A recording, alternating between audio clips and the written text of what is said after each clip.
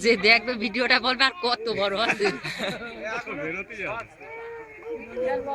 গাছ পর্যন্ত তোলো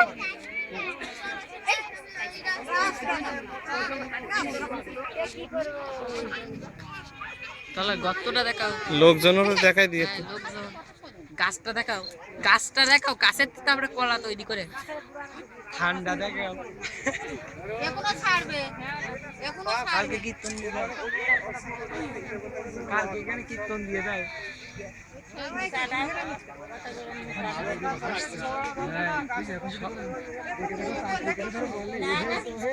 সবাই বিশ্বাস করবে সবাই বিশ্বাস আমার